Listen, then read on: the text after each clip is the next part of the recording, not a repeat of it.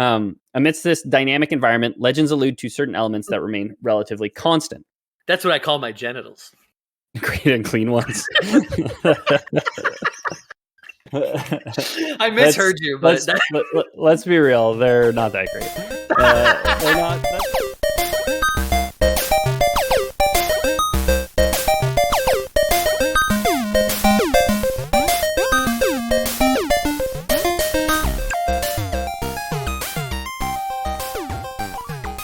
Hello, and welcome back, children, to the internet's #1 fake history podcast, the Church of the Lore Boys. This week, we're continuing to talk about the forces of chaos in the 40k universe as we jump into discussing none other but the Lord of Hope, Papa Nurgle. This request comes from Active Tither and brother and Papa Bobble Dob.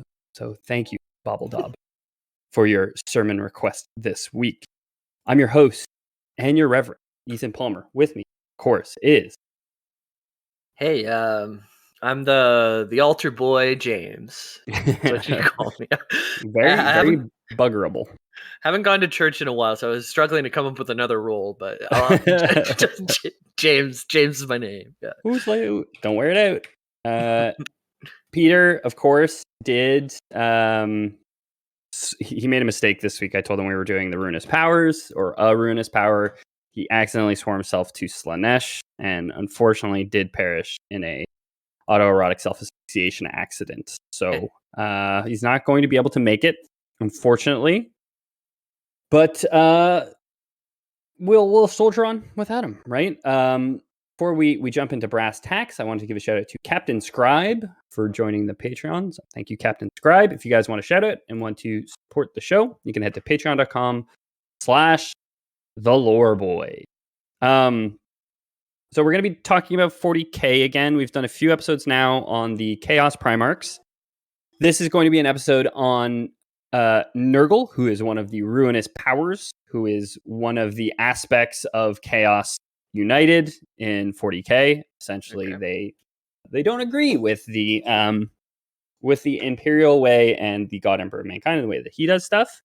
If you like this episode and you want to hear about other Ruinous Powers, feel free to let us know on Discord. There's a link in the description of this episode. I think we probably still have our URL, discord.gg/. Yes, The Lore Boys? No, Lore Boys. Just Lore Boys. Lore Boys. Sorry. I'll get it right someday. I'll get myself like a post-it note or something to put on my computer. Yeah. But we have a lore request channel there where you can request different things. And you can, if you are also a patron, you can get a fancy red name in Discord to show off and get a little bit more clout, like Bubbledub, whenever they request an episode. Yep. So there should be no required reading for this episode. If you haven't listened to the other Chaos Primarch episodes or the Horus Heresy episodes that haven't come out yet, you should be fine. I mean, we did do them ages ago, but we'll also be redoing them at some point. This one should stand alone, though maybe would be enriched by the other ones. Absolutely. Cool. So, and I guess finally, just before we jump in, primary source for this episode is it almost entirely comes from the Tome of Decay, which is just the essentially the units, the Chaos Space Marines who serve Nurgle. One of their releases, a book that was released based on them, has the entire first chapter is just dedicated to Nurgle. So all of this information pretty much comes from there. We covered Magnus not so long ago. Is he a Ruinous Power? Is he in that same category? No, so he's a Daemon Prince. Okay. And he serves the Ruinous Powers. So he serves there's 4 Ruinous Powers who are Nurgle, okay, Tzinch, Slaanesh, and Khorne, essentially. Cool. Magnus serves the Chaos God Tzinch, the God of Change, and usually associated with sorcery as well. Right. But we're not talking about Tzinch today. Like I said, if you want to hear about him, you can request it. Nurgle is probably the most popular of the Ruinous Powers, known as the Lord of Hope, as I said, which is nice. That doesn't sound very ruinous at all. Does sound nice, but it's not so nice, I guess. I didn't prep any pictures like I thought I would. So, Jamie, you're just going to have to use your imagination. All right, that's fine. I'll describe all the pictures that don't exist. There you go. Okay, so I'm going to start us off with a quote from another Daemon prince, not Magnus, but Galfirth, who is addressing the diseased inhabitants of the conquered city of Kulis 7. Rejoice, children. Your father brings you hope in your darkest hour. Let those who would accept his gifts come forth and receive the blessings of the Lord of Decay. Cast away your crutches and doubts. Put aside beliefs in a false master who fills your heart with lies, sorrow, and regrets. Embrace instead the glorious gifts of rot and decay. Revel in the beauty of putrescence and be reborn, a living symbol of perseverance. Oh, wow. Putrescence sounds almost nice when you put it that way too. it's an evocative word at the very least. It does evoke something in you, a sense of something in you. Mm-hmm. So Nurgle's whole thing, being the Lord of Hope, is that kind of believes that, you know, life is a cycle, and anytime someone dies, they'll always be reborn into something else. Actually, right? Doesn't believe in entropy, I guess. It's a highway that you ride all night long. Yeah, or you want to ride it all night long, at least. Yeah. Doesn't believe in entropy. That's kind of so. His toothpaste always goes back in the tube. Always. All right. It doesn't yours? Well, I don't understand. I guess I'm not hopeful enough. You're not being a very good altar boy of the Papa Nurgle there. So. In every cold and uncaring corner in the 40K universe, a relentless tide of death washes over billions each day. Wars ravage entire systems, drenching civilizations in the blood of their own people. Conceit and avarice drain populations of their riches and futures, all for the benefit of a privileged few. Broken promises, deceit, and betrayal topple regimes, sacrificing lives in the pursuit of twisted ambitions.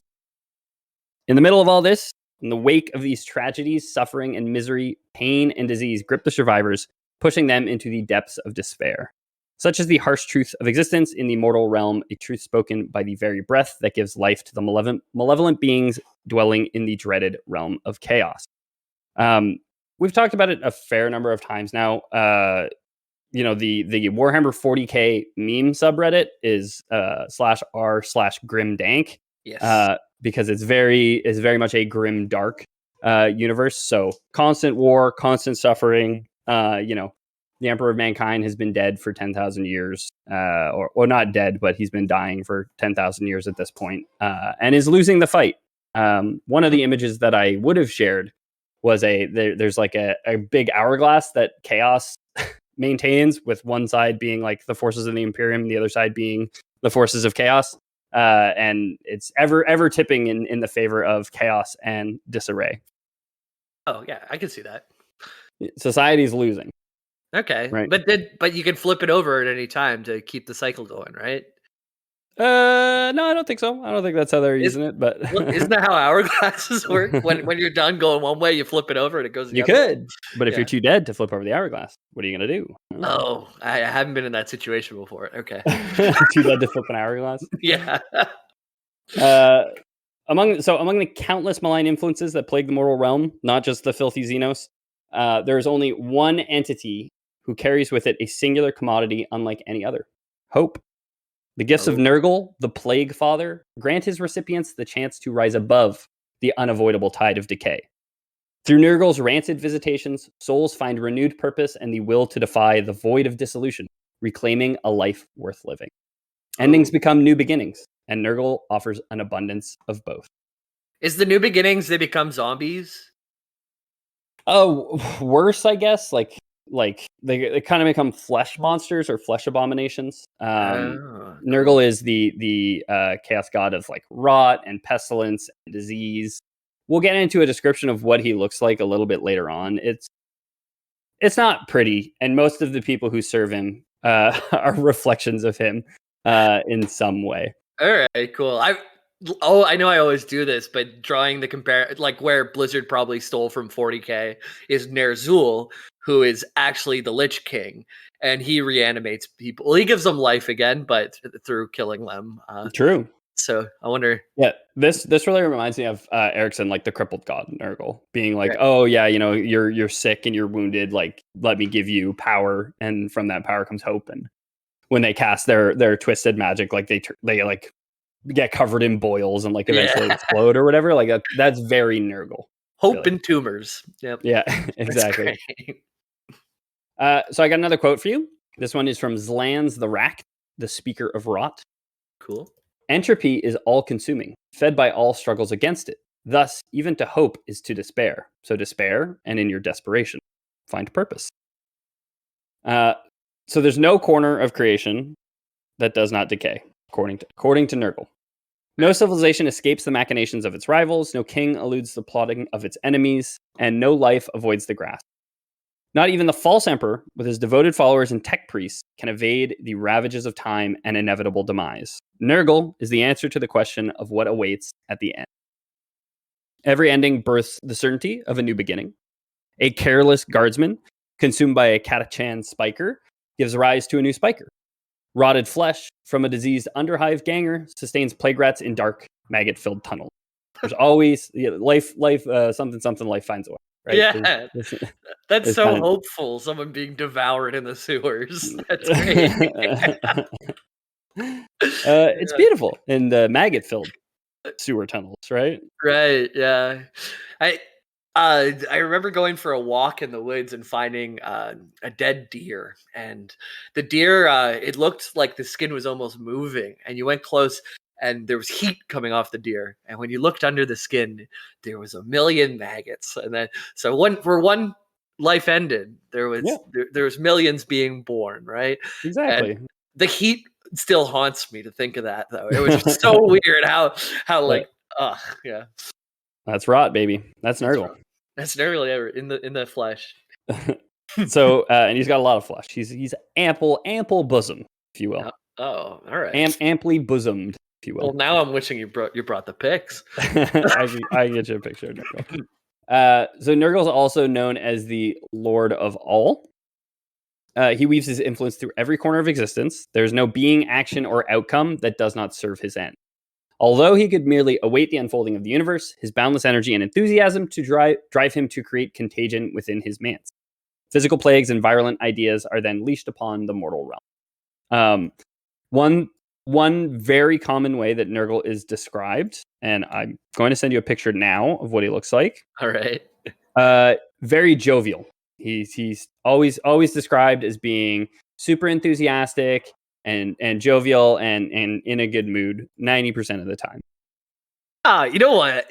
If at least he's smiling a lot. I kind of he's a great big mound of like orangey green and purple, and there's like little holes all over him, like the backs of those frogs that carry their own babies. Yeah. Got a big smile with many pointed teeth.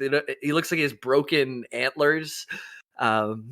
He's very he's like a big guy. He's a Discord mod type body.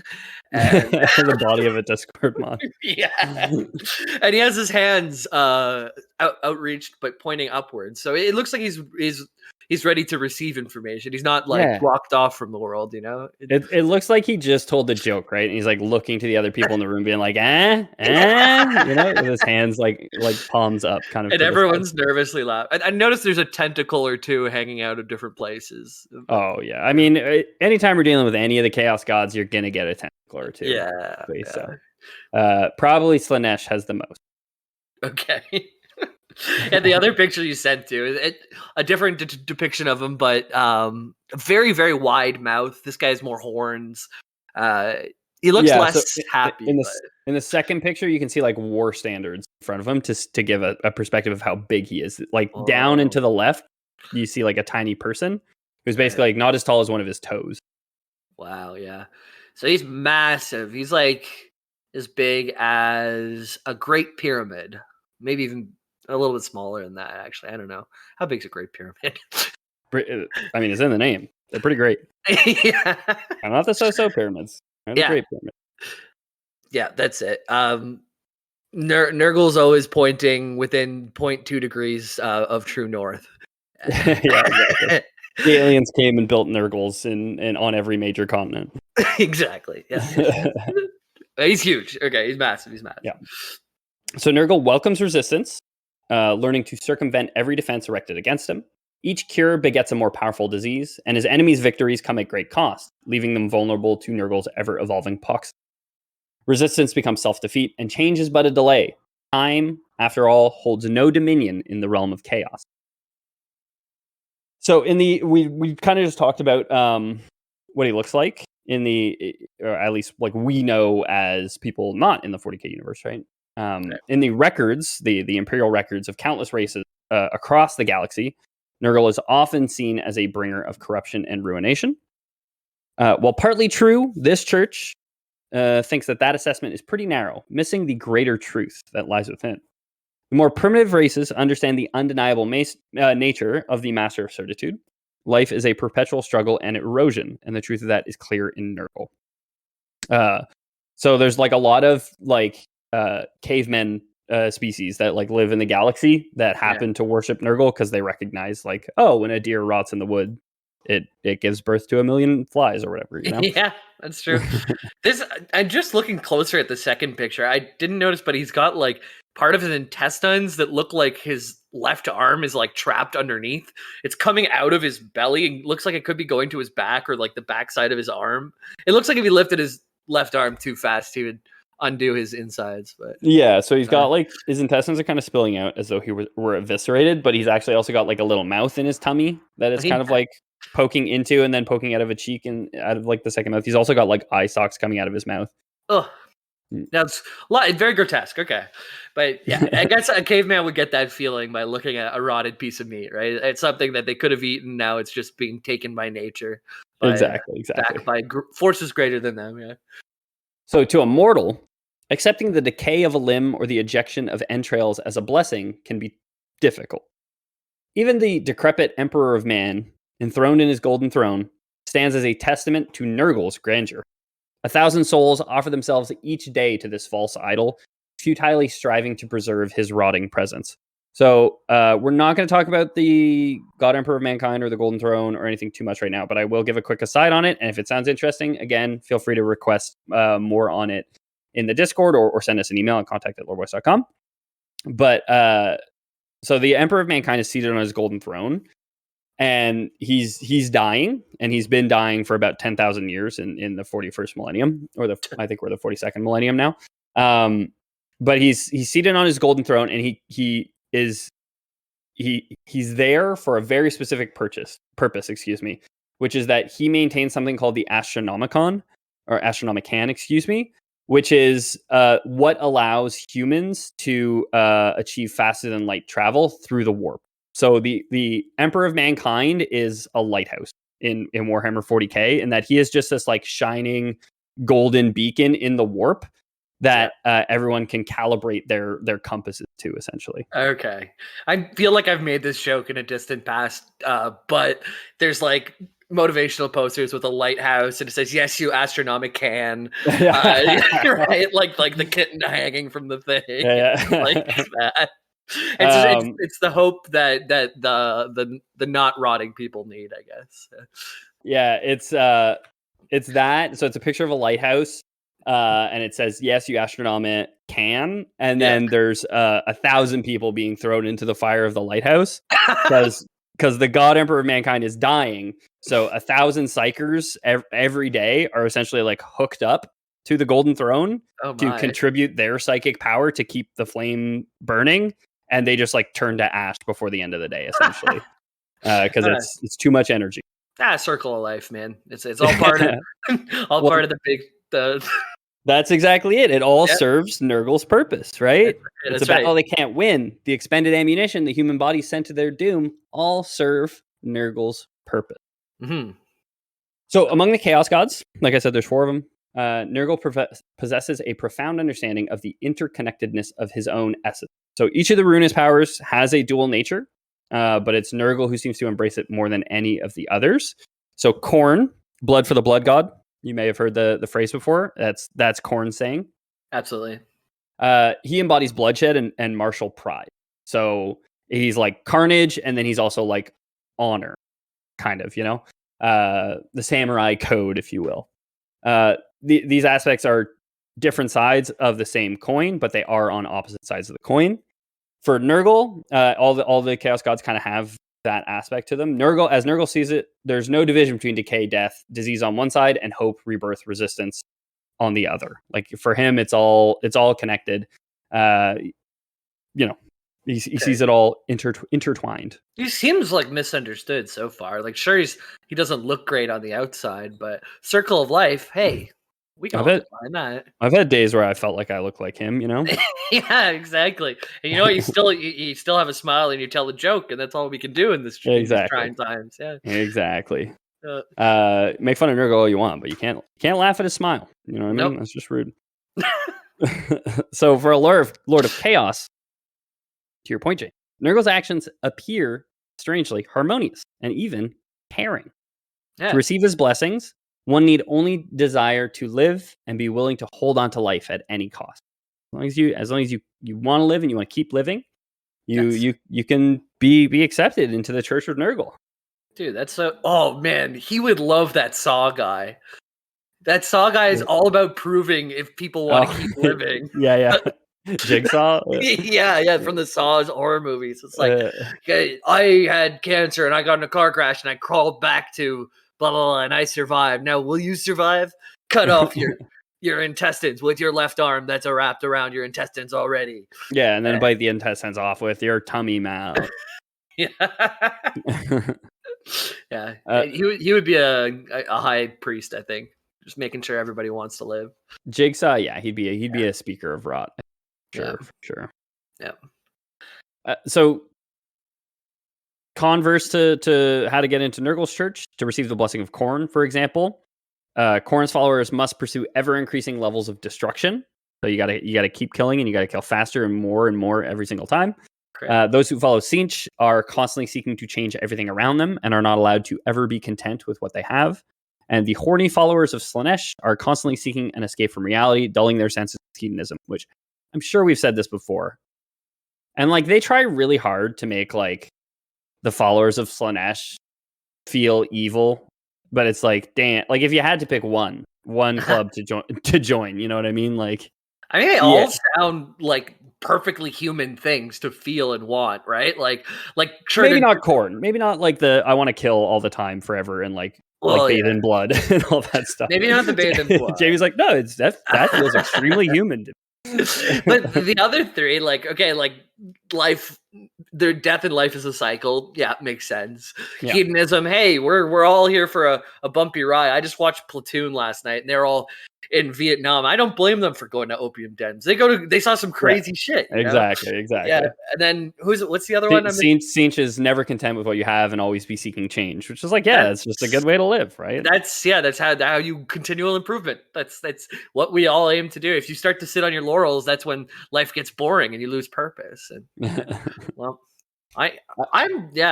these the Emperor of Man, like honestly, he seems worse than a lot of these ruinous powers. Yeah, I mean, he is in a lot of ways. Like very, very much the Astartes is they're fascists, right? So they're very much like run by him. 90% or 99% of the galaxy, the people of the Imperium don't know that the Emperor of Mankind is dying, and they have to worship him. And the Psykers who go and sacrifice themselves at the Golden Throne, do they know what they're signing up for? Probably not. Right. And we could all just be living with Slaanesh. They're at least honest. Yeah, they're at least honest, these ruinous powers. I don't have that bloodlust, but I do think that there are people who have anger problems and stuff, and maybe that's an honest human feeling, but I don't think it's one we need. But anyways, way to backpedal, James. I swear I've never killed someone. I swear I've never bathed in the blood of my enemies. And, built the foundation for my castle out of their skulls. Not yet. We'll see. Maybe with the continual improvement, always wanting to change. Yeah, the change, exactly. Yeah. And you're just giving them Nurgle's gift, right? The Absolutely. people that you kill. So yeah, that seems fair. Nurgle's worshippers, on the other hand, find comfort in embracing life's realities and making the most of it. All that is needed is faith in the future provided by Nurgle. Plague Father's caring touch extend to those who embrace life's essence. So now that we're sold, and I feel like we are sold on the gifts of Papa Nurgle. Absolutely. Before we get too much farther, I'm trying to transcribe this into the figurines. Can you play as like Nurgle's army, or do you have to? Yeah. Okay. You can play as the. Of course, I'm not. They're like Plague Marines, but I think they have a better name. Are they just called Plague Marines? Yeah, They're it's just the Plague Marines are like Nurgle. So like there's the Space Marines factions which you can play, and you can play like the Luna Wolves, and you can play as the Ultramarines, and you can play right. as the Salamanders. Right. And then there's the Chaos Space Marines, where you can play as the Plague Marines, or you can play as Khorne's guys, or Mhm. Tzeentch's guys, or Slaanesh guys. But yeah, each of the factions have like an army in 40k. I can paste you a little picture here of what Nurgle's knights look like, I guess. Okay, yeah, but they're human. They're not like Necrons or like the rat people. No, exactly. They're Okay. humans. I mean, by and large. So some of them are just like, and we'll get into descriptions. I'm not going to remember them right now, Uh-huh. but there are some which are just called like beasts, and they're essentially just like flesh monsters that are created by Nurgle in his garden, and we'll get into his garden in just a few seconds here. Oh, cool. Yeah, and they're humanoid, but they definitely have like qualities that Nurgle has, like a tube from your mouth going in straight into your intestines for the infinite Exactly. food glitch. You got the big stomach with the teeth in it. Looks like you take a bite and it goes right to your belly. And then this other guy who just has some spikes and stuff, but he looks cool. Yeah. By and large, the Plague Marines, at least, obviously, are Space Marines, but the like of the army, I'm pretty sure you can get other units which are just like flying flesh blobs that explode on impact and spread. I like Flying Flesh Bob. Like that's his name. Flying flesh bob. Yeah, Flying Flesh Bob. That's me. I'm Flying Flesh Bob. I'm the only Bob with all the flying flesh that you can ever eat. You want seagull? I got it. You want bat? I got it. No thanks. I've got a tube that goes directly to my intestines, to my mouth. So I'm full. Yeah. Full of cormorant.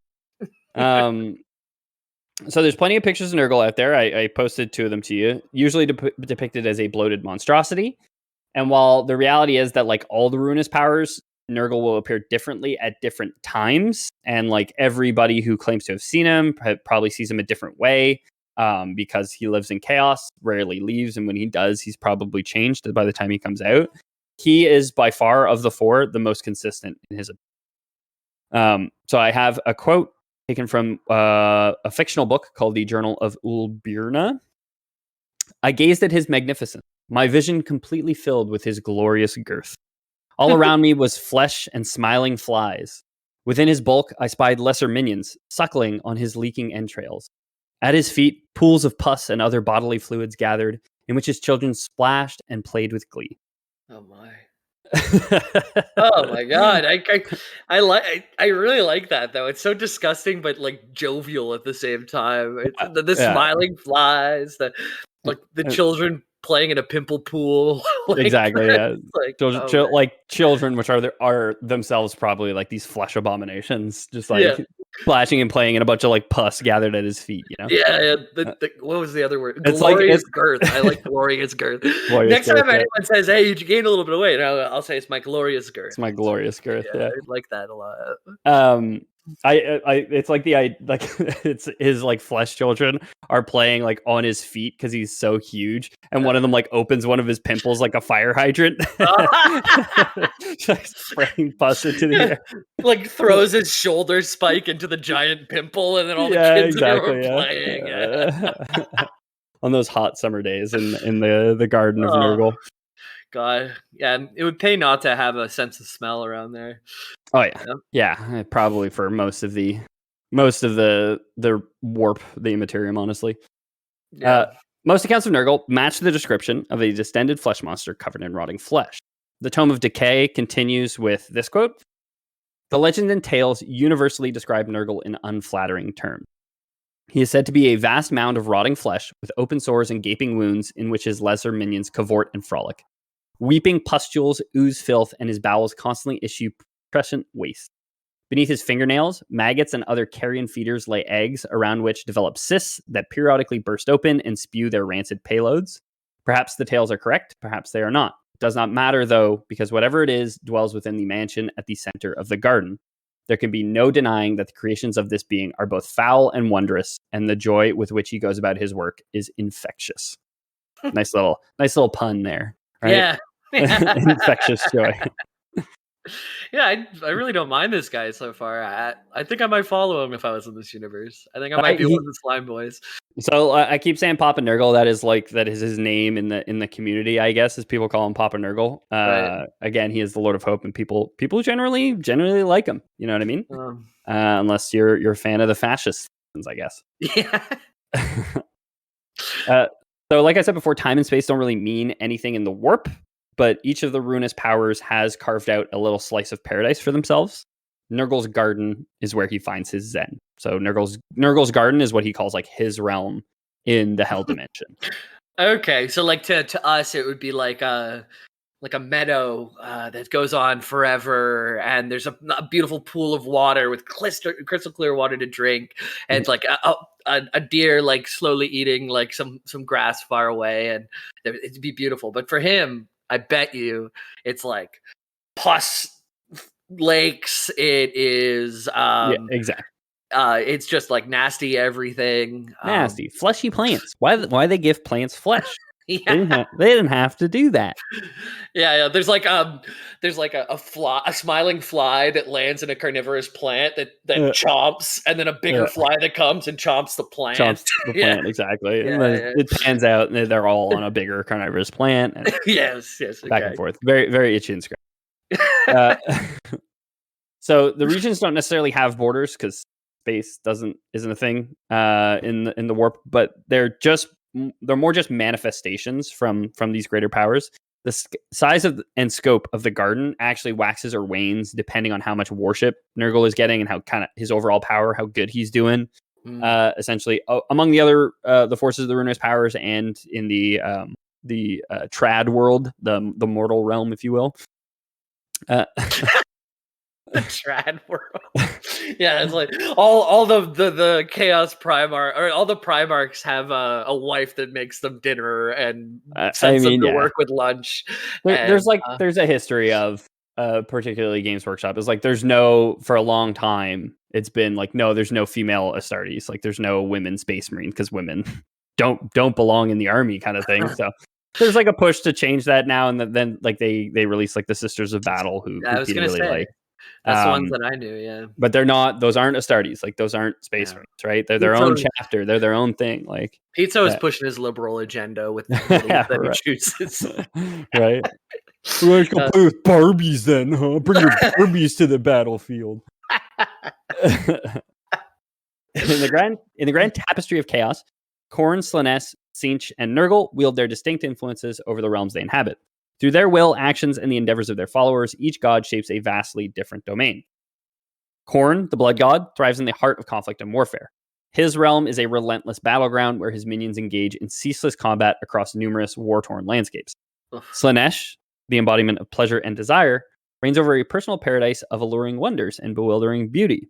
In this realm, tempting delights await wanderers at every twist and turn, ensnaring them in seductive illusions. Again, like they do not sell that this is a bad person to be like, hey, I get it. I lose my free will and all that, but like if I gotta go with one of them, I'm going Slaanesh. Yeah, me too, man. Like you got a wife and kids you got to look out for. You can't go over to the eternal pleasure dimension, but man, sign me up. What do I got to lose? you know, like that sounds great, right? If we gotta go.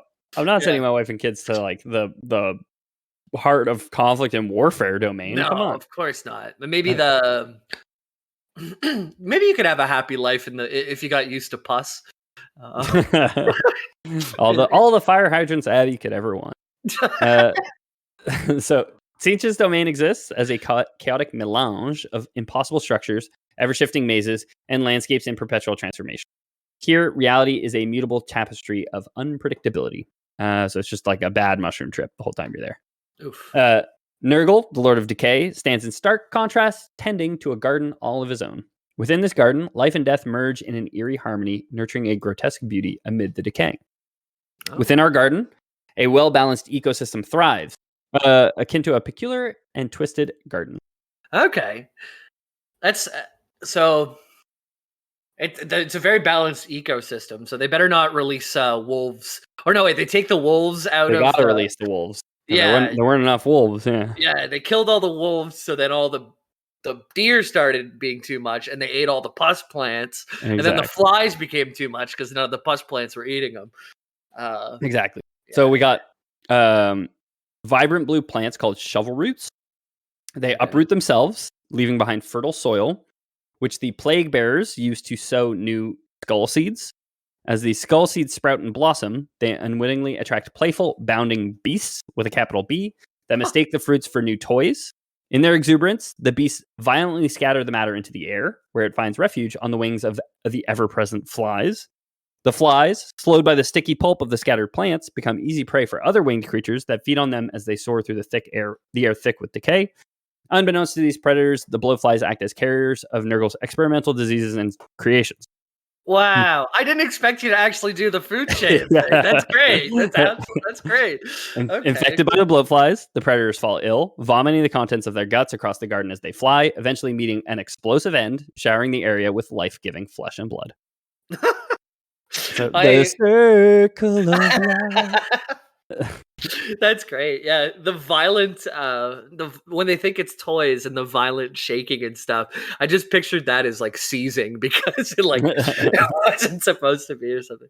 I like those plants would revolutionize the way that we do farming if we had dig those. themselves up. Yeah, dig themselves up and move along. Like you'd plant the shovel plants first, and then you'd only have to sow the seeds. It would take a lot of stuff out, right? Like it would give new meaning to the phrase "farm to table," right? If they were just doing it themselves, yeah, getting up and walking to your table. Yeah, eat me, sir.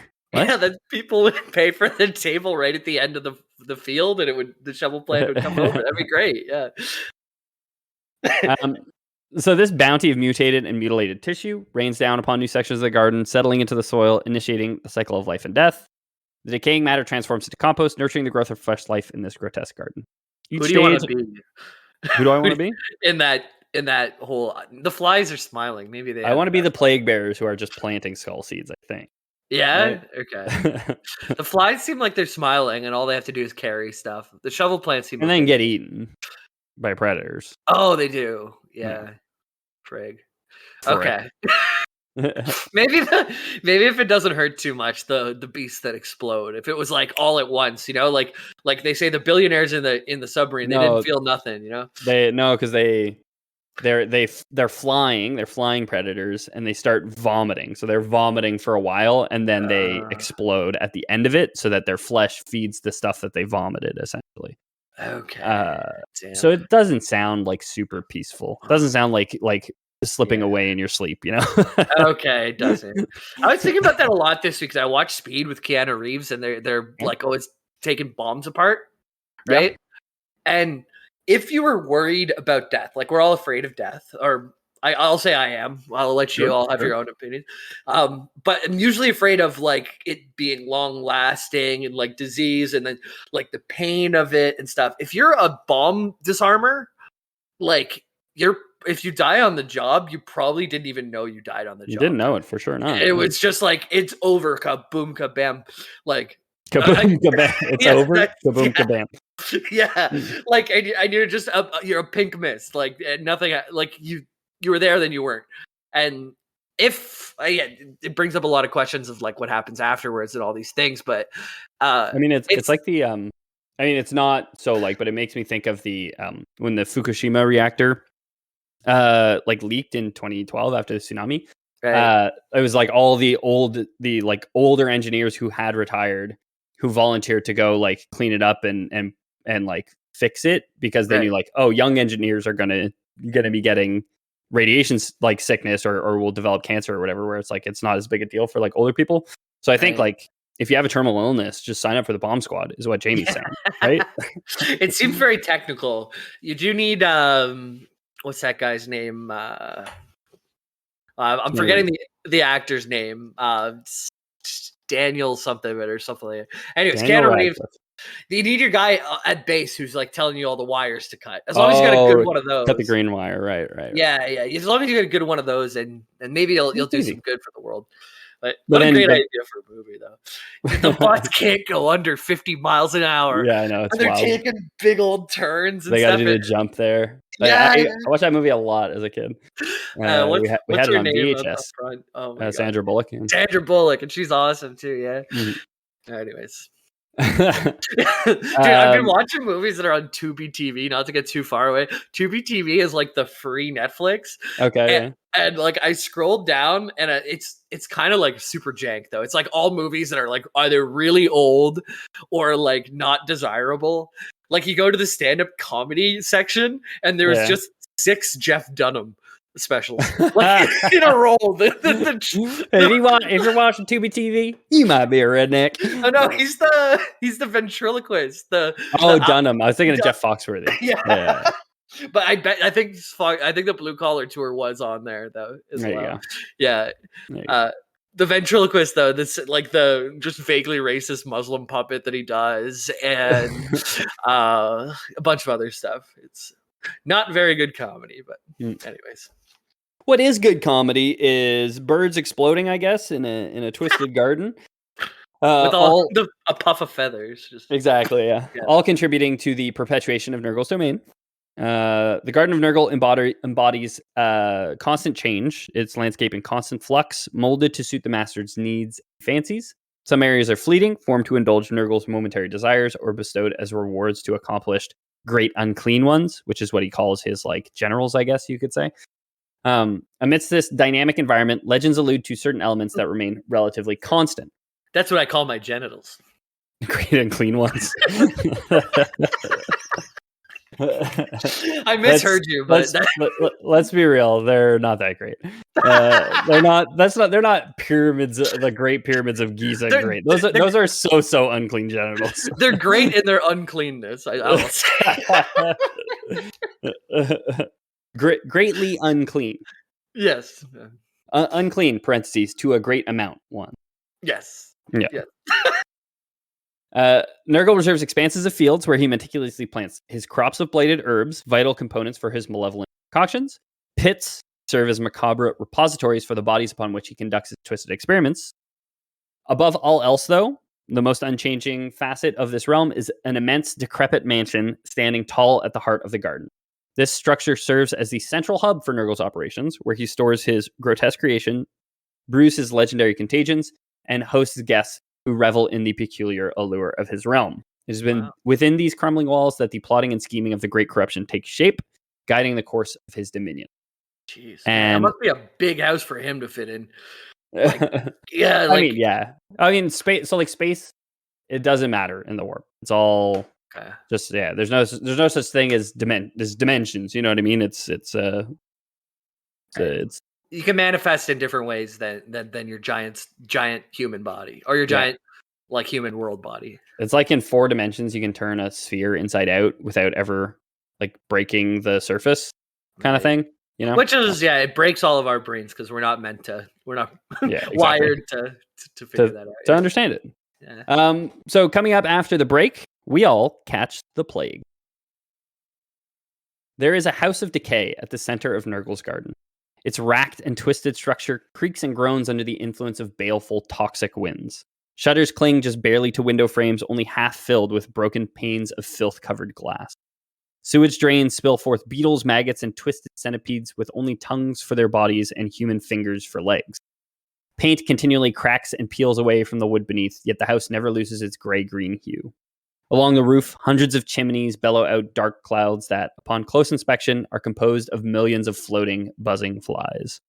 All around this house, trees made of bone bear fruit that rots even as it swells. The leafless boughs of these ancient trees provide shelter for demonic birds that sing the funeral dirges of any unwelcome visitor. It is a house of pestilence, rot, and death. This is Nurgle's mansion, and that means that it is also a place of hope and renewal. It's taken from the Tome of Decay. Page I played 11. that Nintendo Switch game, I think, Nurgle's Mansion. Yeah. It's just a shaky Luigi walking through and a bunch of bus monsters. Mario? Yeah. Bunch of centipedes burst out of a vent in the fucking wall.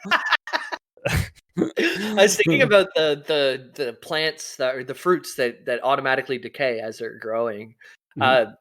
Did you know? I think you would know this. That squirrels often get drunk off of of fruit that's decaying Oh yeah, because they'll eat it. Yeah. makes sense, but So like all the crab apples, let's say that fall from a crab apple tree, they start to decay and ferment. yeah. And if you ever see a squirrel that's acting really wacky near a fruit tree, like in the fall, it's probably because they're drunk. Probably off drunk. of it. Yeah, yeah. I know there's like bears that huff like Russian jet fuel or whatever that's left out in barrels and just like get addicted to getting high like that. But Okay, that's pretty intense. That's like a man-made problem. It sounds like exactly. Yeah. So it's from that mansion that Nurgle plots and schemes and devises his latest and greatest plagues and plans out, his part of the Long War.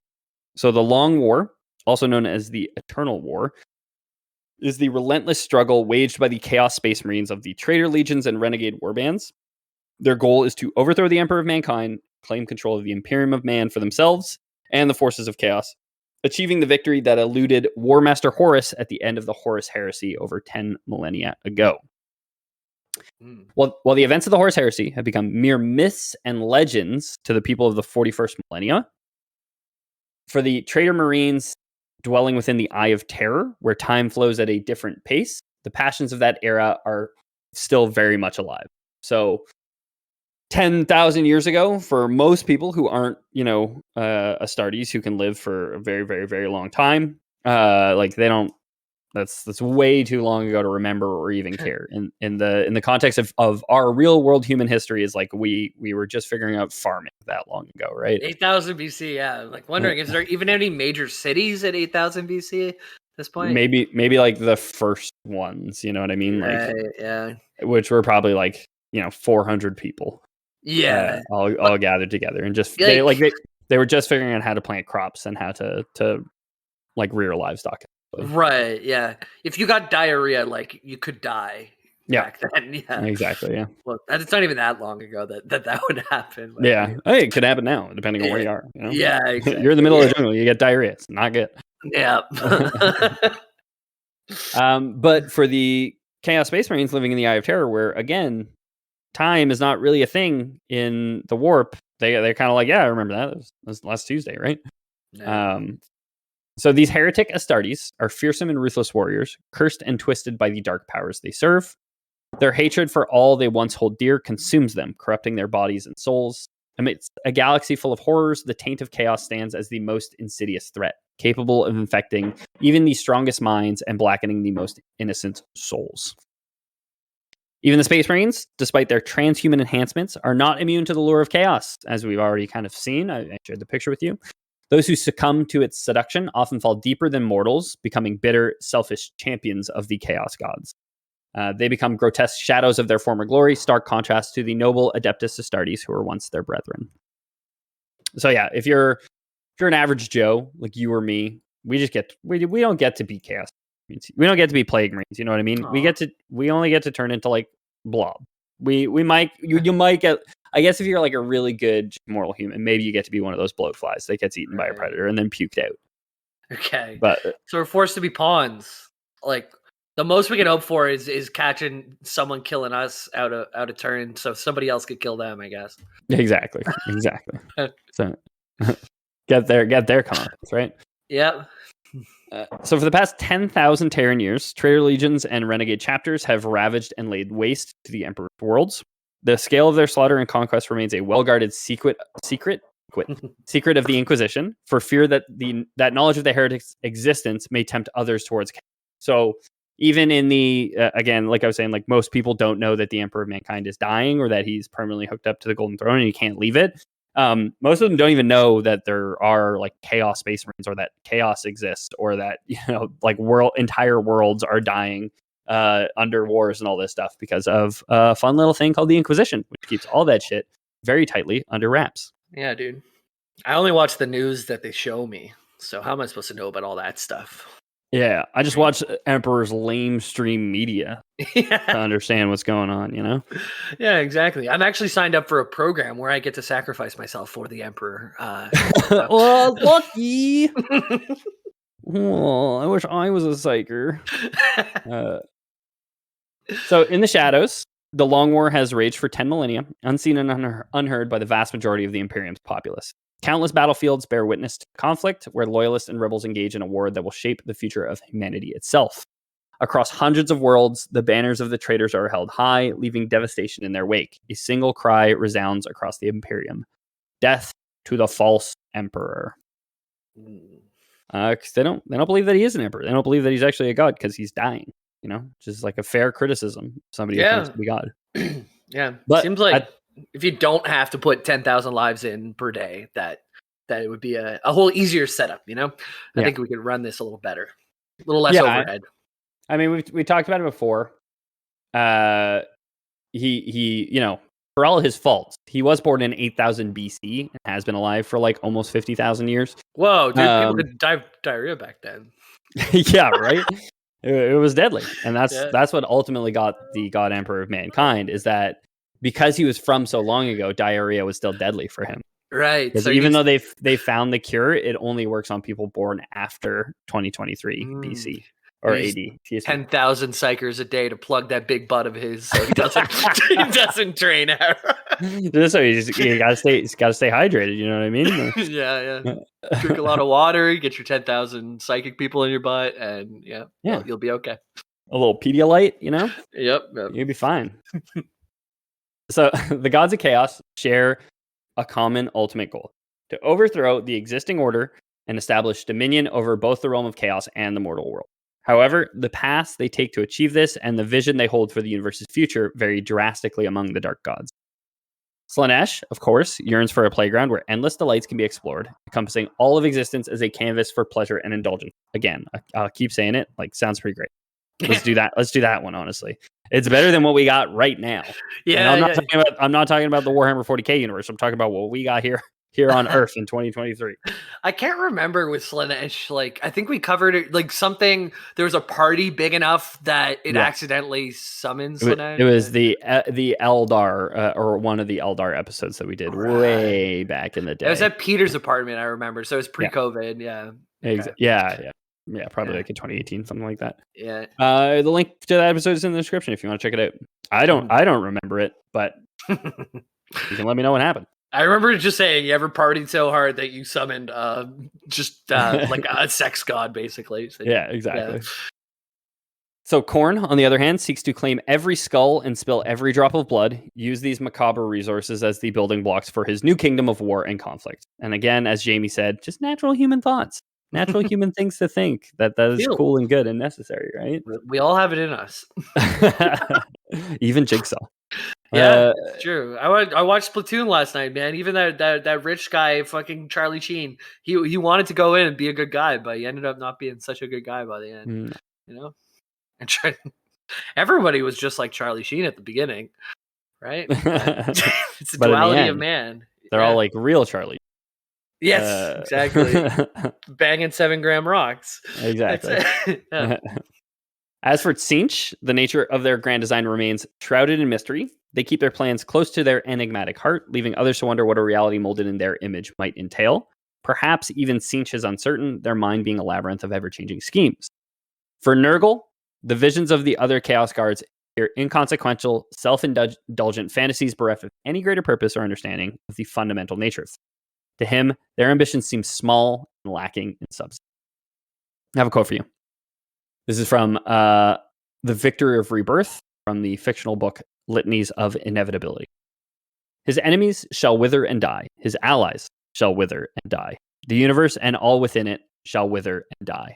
And when the great corruption has settled over the land and permeated the very foundations of reality itself, then shall the Lord of all rise from the rot and ruin, spread his arms wide to reclaim all his dutiful children. So, in contrast to the other ruinous powers, Nurgle recognizes that time is a flat circle. He's different in that while he still wants the destruction of the Imperium, he does it in a way that seems strange to some of the other ruinous powers, and he also believes like oh, Slaanesh, you can have your fuck universe, but it's everyone's gonna nut their last nut eventually, Right. and then what are you gonna do? It's like Flesh Monster Buddha, everything's a cycle, and Exactly. and maybe you're in the 7th cycle, which is you fuck for your whole life, but you're gonna come back around and you'll be that maggot chewing on a deer eventually. Exactly. Yeah. Chewing on a deer in the cum dimension.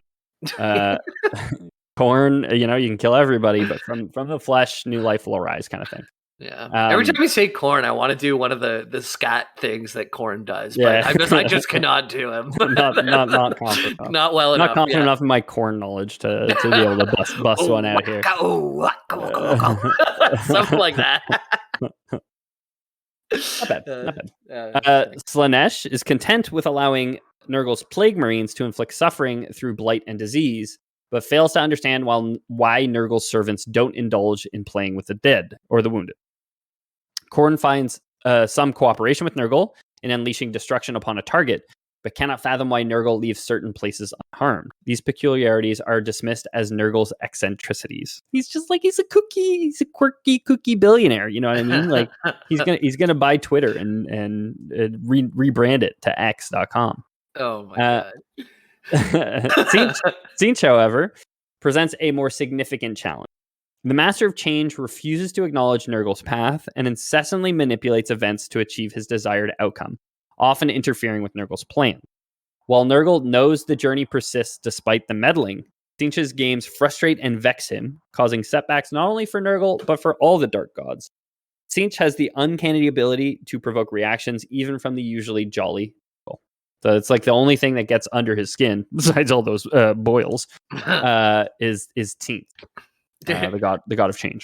I just noticed, kind of funny, if you're a patron in our Discord, we have like a patron AMA question, and Magnus just started asking who's your favorite faction for the Warhammer 40k, and Peter's talking all about the Sisters of Battle, and we called him out on the episode. Meanwhile, while he's talking about it. So there you go. Yeah, Magnus got his episode. Okay, this isn't the Magnus episode. No, yeah, but you can, you can be a part of that conversation too on if you join the patron. Yeah. So as the universe cycles between death and rebirth, Nurgle's greatest hope is that Tzeentch will not be reborn alongside it, allowing for a respite from the incessant meddling. In the eternal dance of chaos, the gods continue their intricate power struggles, each weaving threads of fate and seeking their own version of dominion over the cosmos. So Nurgle's literally like, when I rebuild the universe, I'm gonna make it so that you're not reborn with it. I hate you, Tzeentch. I hate you. You're such a jerk. Just take you right out of the cycle of life. That's a big threat. Big threat, man. Yeah, I'm gonna fuck with your reincarnation, bro. Yeah, and yeah, you won't even be in that Lion King song anymore. You're no longer the circle of life. No. Okay, so we'll finish off now. We'll talk about the Plague Marines a little bit. Sure. So for a Plague Marine or any Chaos Space Marine devoted to Nurgle service, the timeless nature of existence within the Wharf is an incomparable gift. Unlike lesser mortals, they have the opportunity to fully explore and comprehend profound lessons and experiences because they got all the time in the world, in the warp, This eternal existence grants them ample time to ponder their master's grand plan for ultimate corruption and witness the evolution of the diseases within them, growing deadlier with each passing moment. I just love the idea of these guys being like, oh, boy, immortality's so great. Oh, would you look at that? Got a new pustule today. Isn't that beautiful? Oh boy, this one's right under my fingernail. Hurts like a bitch. Oh, how lovely. Blessed be Papa Nurgle. Ouch. Man, I remember one time I put my hand in my pocket and had a $20 bill and the quarter of the $20 bill right under the nail. Yeah, I was at for the American listeners, we have plastic money. We have plastic money. They get you. It's stiff. It stayed stiff, and it was right in Lionel Gru Metro. It's an iconic metro station in Montreal, and I still remember exactly where I was standing because that pain reaction was so much that my mind coded it. This is a threat, but yeah. Jimmy's fight or flight kicks in. He jumps in front of a train. Like it's all part of the plan. Yeah. I also remember this one window every time I go to the Depanar over there because there was a lady in a bra who was just like at her window. And I think that's another part of my brain that just like coded that window as it's like remember that one. Saw boobs here one time in your mind palace. Yeah. Jimmy going through his mind palace, or Twitch clips. You got Platoon references, or movies I saw last night references, and then like places I saw a booby. We got the Aerosmith concert. We got the Definite Lionel Grew. Oh no! This was closer to home, but anyways. Okay. Anyways, so one of the greatest desires of the Plague Marines is to witness the decay of the false emperor, of course, as he withers away on his golden throne. While followers of Tzeentch engage in futile attempts to breach the Imperial Palace, the patient Chaos Space Marines of Nurgle know that inevitability is on their side. They understand that nothing, not even the Emperor's rule, is eternal. So they're happy to kind of like kick back and play with their pustules and, pop each other's pimples. They get a little like, instead of a massage train, they get like a pimple popping train going. Anytime I've been in a relationship, my girlfriends, I guess, usually enjoy that. If there's like something on the back. My wife is obsessed with popping pimples. Yeah. Dude, yeah. I had one in the middle of my back, and I'm like single right now. I'm like, who do I ask to do this? And I just let it be. Yeah, exactly. I let all my pimples be. It just makes them like worse when you pop them. I like to pop them too. I know you do. You're gross. You're freaking sick, bro. Oh, it's satisfying. It's like something like a monkey brain, like picking a gnat. I picked a fly out of an old man's shoulder hair at the park the other day. What are you saying? What do you mean? What do you mean you picked the fly out of an old man's shoulder hair at the park? What does that mean? He was sitting next to me and a fly was in his shoulder hair and I grabbed it. And then he looked at me and I pretended to eat it, but I didn't actually eat it. Come on, you're a Nurgle. You belong to Nurgle, that's for sure. Yeah, I know. By design with you, you're a Nurgle boy. That's for sure. Feeling comfortable with this god, yeah. While the long war may seem endless to others, these enlightened and blighted warriors find solace. Still, they harbor the same deep-seated hatred for their former brothers that all Chaos Legions share. Although a victory will eventually come to them, they actively participate in the downfall and renewal of the galaxy, following Nurgle's example. So they're happy to kick back. They know that they can kick back, but they do also, they will get engaged in warfare, and you can play as the Plague in the tabletop game. Cool. Yeah. With eternity at their disposal, they revel in the joy of life and derive satisfaction from the destruction they can bring to their enemies. Billions of souls are waiting to be tormented by spiritual plagues. Entire worlds are ripe for virus bombing, and Space Marine chapters are potential experimental subjects for Nurgle's ever-evolving diseases.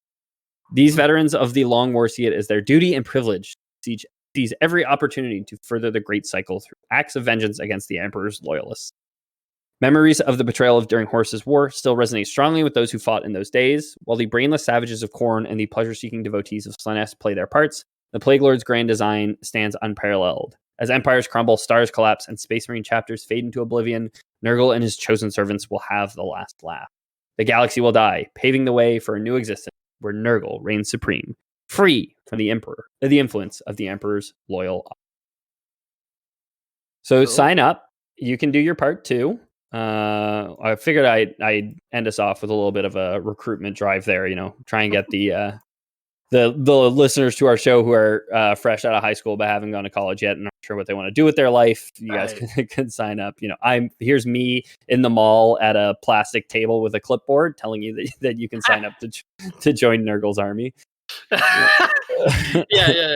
He gives you like a small scalpel and you just like dip it into an unpopped pimple and and you sign up. Yeah. Just writing like that like oily white like pus on like a white piece of paper, like sign here. Mm-hmm. Absolutely. Yeah. All right. Availabilities. Thank you. Yeah. just gonna stamp it there with a little phlegm seal. And then just a very wet cough, and then you spit. Yeah. I was trying to save them from it. Nah, this has been a gross episode. So thanks for sticking through. If you guys have stuck through, I guess it means you're like Jamie. You're gross. I'm gross. Yeah, we're all sticking through it. We're all gross here. We all float here, and we're all gross here. Thanks for listening. If you guys like the show, you can support us by telling your friends and family about it. if they're into pimple popping, if they are subscribed to our popping on Reddit, then maybe this is the episode for them. If not, then maybe start them off with one of our other 40K episodes or any of the other episodes we have. For people who've been trying to get to the website, we know it's down right now. I just realized I had an issue with the domain. The website is up if you go to theloreboys.com. Loreboys.com isn't working right now. I'm not sure why. But, I was going to ask you. I tried today. Yeah. We're if you go to theloreboys.com, it should. I mean, it should work by the time this episode comes. But we'll see. So thanks to everyone who's let us know about it. If you want to get in touch with us, contact at loreboys.com or loreboyspodcast@gmail.com. We released a mailbag episode 3, 4, or 5 weeks ago, something like that. We'll be doing another one sometime in the future. So get those emails in and we'll read them on an episode or on a Twitch stream or somewhere. Yeah. Honestly, we're so behind. We should just save ourselves the headache of writing and just do another mailbag. Right? It says the guy whose episode is next. Real convenient that it works out really well. And then I'm on vacation after that. It's like, wow, perfect. But anyways, if you want to check out the Instagram, go on to Loreboys Podcast on the Instagram. Pete takes care of all of that. So if you're looking for our faces, you probably won't see it super often, but Pete will give you all the updates and stuff you need there. And on top of that, get into the Discord, discord.gg/loreboys. That's our custom URL. If not, you can always find it on our website. So just get in there. That's where most of my interaction comes from. I'd say Pete's pretty active. I see Ethan whenever he has time as well. And we're all in there. So just get in there. And that's the best place. We even have community nights and stuff. Like there was one for someone's birthday. Big Jilm's birthday was not so long ago. We all hung out. Discord's a great place just to see what's going on. So yeah, get in there. Yeah. If you guys want to support the show financially, we got a bit of extra cash kicking around. You can check out our Patreon, patreon.com/loreboys. Get access to bonus content, the loser titles game, the episode art from this episode, the patron AMA, where Magnus is asking questions about Warhammer 40K while we're recording a Warhammer 40K episode. And this week's bonus, I'm going to throw Pete under the bus. Oh, Pete's getting so thrown under the bus by both of us. We're not letting Pete getting away scot-free. Come on. No way. We're going to throw him under the bus. And he can't even defend himself. Exactly. So. He shouldn't be able to. This is the only way that... I think that trials, when Pete is on trial, Pete shouldn't be allowed to attend. That's my feeling on it. Because he's gonna argue and he's gonna make it seem like it's not his fault. Yeah, he's trying to defend himself, which he shouldn't be allowed to do. It's a lot faster if you just have the prosecution. Yeah. So if you guys want to sign up, support the show, and you don't trust Patreon, we do have Lore Boys Prime, where this week we are prosecuting Peter. So he's got a litany of crimes. If you guys have a crime against Peter, have you been injured in a workplace accident involving Peter O'Donoghue? Well, you're not alone. Call the number on your screen now to let us know. Miller and Palmer Esquire, attorneys at large. We're here to help. We're not going to let Peter get away with this. Not one more dog dang time. Okay. Nope. Yep, we've had families who've been able to retire on their Peter money because he has just messed up so many things for so many people, and I'm tired of seeing it happen. So we're all tired of seeing it happen. I'm tired of seeing it happen. You're tired of seeing it happen. You, the listener at home, are tired of seeing it happen. Yeah. We're tired of seeing it happen to you. You're tired of seeing it happen to us. Why are we letting this happen all the time? Yep. No more defense of Peter. No, Peter, no more defense. We do DUIs too, just in case you need them. But personal injury, DUIs. We're not very good at being lawyers, but we try hard. Mm-hmm. We will try hard. We will do our gosh darn best. Especially when it means throwing Peter under the bus. So we put our 110 in. Yeah. Oh yeah. And I think that would constitute a Lore Boys.